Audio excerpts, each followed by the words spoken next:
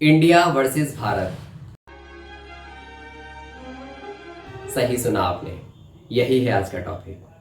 भारत की जगह अब इंडिया नहीं चलेगा। भारत मतलब भारत, इंडिया नहीं।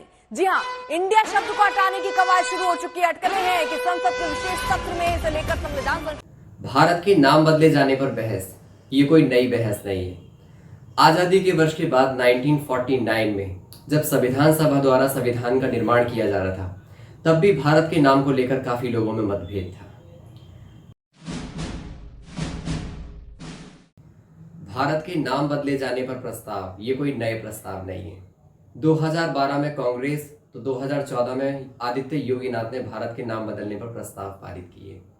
लेकिन 2016 और 2020 में सुप्रीम कोर्ट ने दोनों ही याचिकाओं को खारिज करते हुए ये कहा कि संविधान दो नामों की मंजूरी देता है, भारत और इंडिया।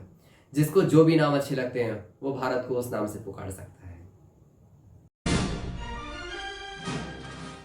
अगर करंट में भारत के नाम बदले जाने पर जो बहस की शुरुआत हुई है, तो ये कहा जा सकता है कि हाल ही में आयोजित G20 सम्मेलन में G20 के डिनर के लिए एक निमंत्रण पत्र भेजा गया। ये निमंत्रण पत्र राष्ट्रपति की ओर से भेजा गया था और इस निमंत्रण पत्र पर लिखा गया प्रेसिडेंट ऑफ भारत, जबकि अब तक इन्हीं निमंत्रण पत्रों पर प्रेसिडेंट ऑफ इंडिया लिखा जाता रहा है। भारत से अलग पाकिस्तान बनाने वाले मोहम्मद अली जिन्ना को भी इंडिया शब्द से आपत्ति थी और वो भी भारत का नाम इंडिया के बजाय हिंदुस्तान किए जाने के समर्थन में थे। उनका मानना था कि आज़ाद हुए ब्रिटिश राष्ट्र को अंग्रेज़ों की तरफ से दिए जाने वाले नाम को ही नहीं अपनाना चाहिए। सितंबर 1947 मतलब आज़ादी के वर्ष के करीब अगले महीने में लंदन में भारतीय कला की एक प्रदर्शनी लगी थी। तब माउंटबेटन ने मोहम्मद अली जिन्ना को इस प्रदर्शनी का अध्यक्ष बनने के लिए आमंत्रित किया था और मोहम्मद अली जिन्ना ने मात्र इंडिया नाम इस्तेमाल होने की वजह से इस निमंत्रण को अस्वीकार कर दिया था। मोहम्मद अली जिन्ना इंडिया शब्द को इसलिए पसंद नहीं करते थे क्योंकि वो कहते थे कि इंडिया शब्द जो है वो ब्रिटिश के द्वारा भारत पर किए गए जुर्मों की याद दिलाता है। आइए देखते हैं मिस्टर केजरीवाल के क्या वर्ड्स हैं भारत के नाम बदले जाने पर बीजेपी के लिए।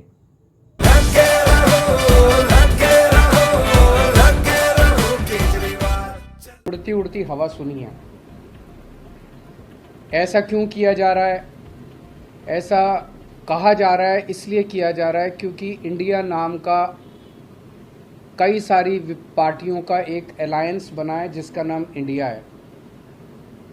तो अगर किसी पार्टियों का अलायंस इंडिया बन जाता है तो वो देश का नाम बदल देंगे। देश तो 140 करोड़ लोगों का है, किसी एक पार्टी का देश थोड़ी है। कल मान लीजिए इस इंडिया अलायंस ने अपना नाम बदल के भारत रख लिया, तो फिर भारत भी बदल देंगे। फिर क्या भारत का नाम बीजेपी रखेंगे या भारत का नाम फिर क्या रखेंगे? मान लो इंडिया अलायंस ने कल एक मीटिंग करके अपना नाम इंडिया से बदल के भारत रख लिया, तो क्या ये फिर भारत का नाम भारत बदल देंगे? ये क्या मजाक है?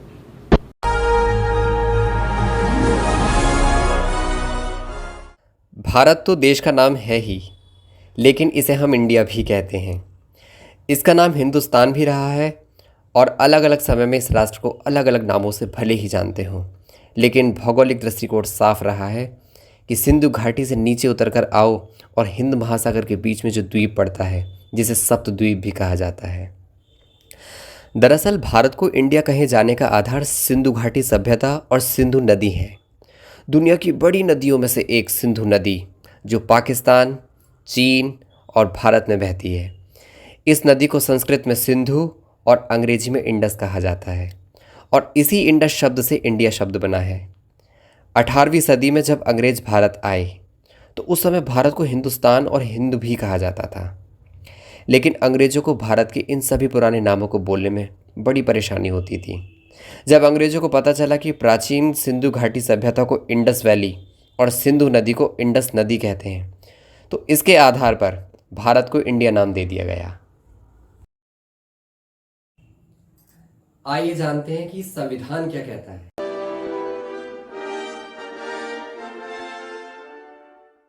इतिहास के पन्नों को अगर पलटकर देखा जाए तो भारत के अनेक नाम हैं, जैसे जम्बूद्वीप, आर्यवर्त, हिमवर्ष और भी ना जाने क्या क्या।